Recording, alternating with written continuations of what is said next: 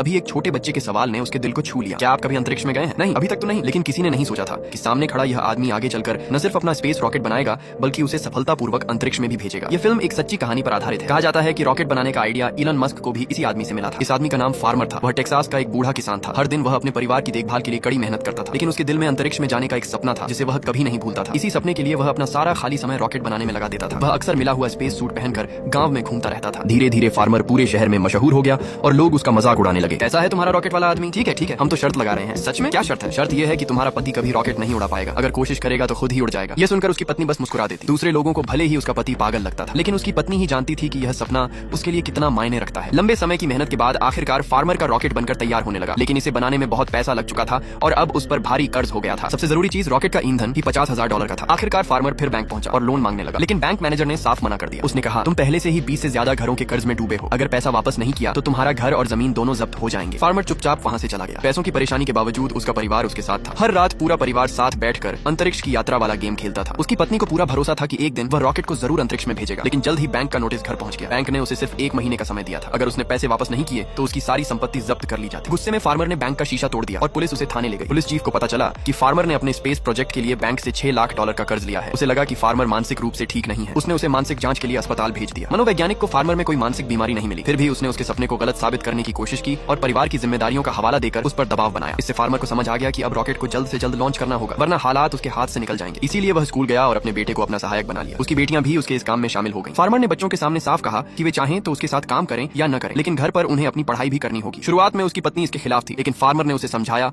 और आखिरकार पत्नी ने भी उसका साथ देने का फैसला किया। यहाँ तक कि उसका बूढ़ा ससुर भी इस काम में शामिल हो गया। जब पूरा परिवार मिलकर रॉकेट के लिए मेहनत कर रहा था, तभी FBI उनके घर पहुंच गई। उन्हें पता चला था कि फार्मर रॉकेट लॉन्च करने के लिए ईंधन खरीद रहा है। उन्हें लगा कि उसका यह काम देश की सुरक्षा के लिए खतरा बन सकता है, इसलिए FBI ने 24 घंटे उस पर नजर रखना शुरू कर दी। उसे जांच पूरी होने तक रॉकेट लॉन्च करने से भी मना कर दिया गया। अब